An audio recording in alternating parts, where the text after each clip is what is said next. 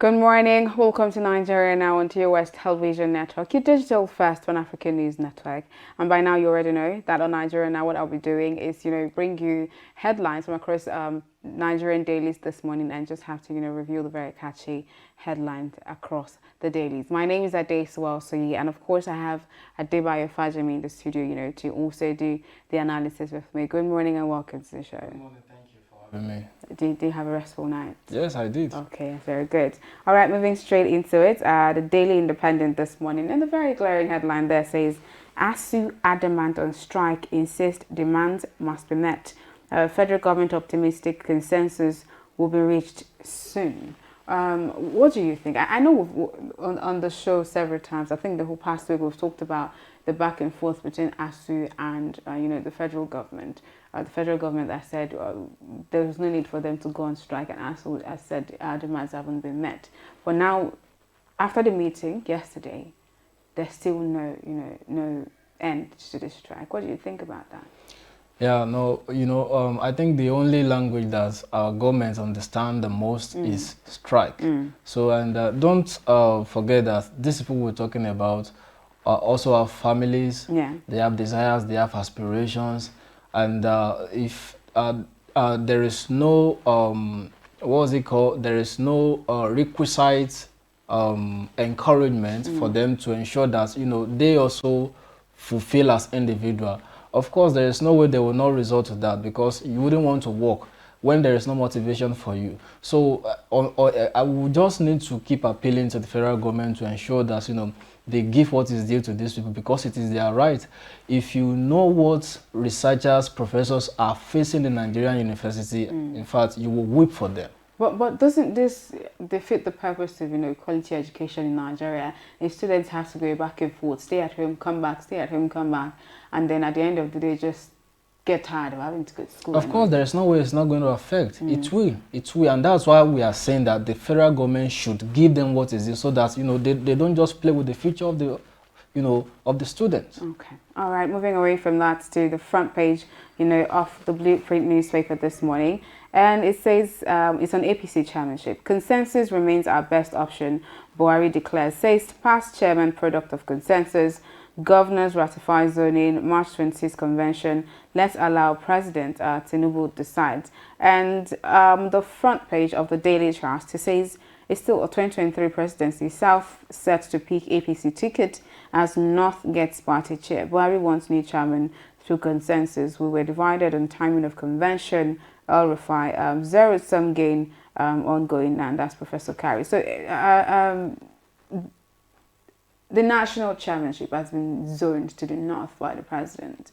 What do you think about this? Do you think it's to maybe stabilize, the fracas that's been happening in the party in the past few months? Well, I don't think it's about that, but I think it's the strategy and the approach of the party to be, not to deploy marginalization, in the party structure. Because if you look at it, the party has produced a president, and which is President Muhammadu Buhari in the second time now, and it's going to spend 8 years.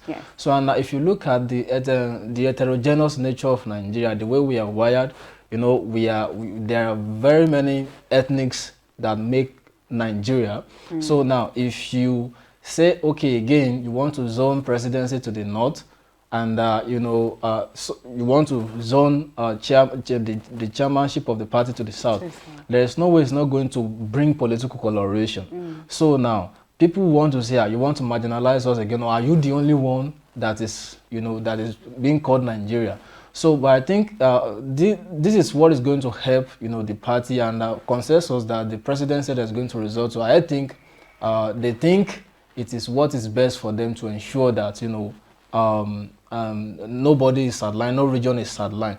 So, but I think what is most important, for whoever emerges, is the capacity and the ability to bring the house to order, because the house, is destabilized now, is divided, and I think that is very, very important. And I want to believe that, with the consensus, they would not want to bring somebody who does not have the requisite capacity, to unite every every aggrieved group together. Okay, all right. Away from that, to the front page of the Business Day newspaper, the big story there says MTN goes check how data overtook voice revenue. But what I'm most interested in is the sub-headline there.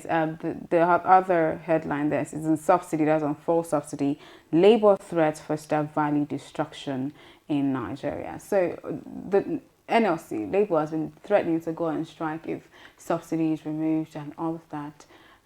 Do you think that should be the way forward? Because going on strike, does it not defeat the purpose of, having to allay the sufferings of Nigerians at least? Because if Labour goes on strike, the ordinary persons like us get to suffer the most, right?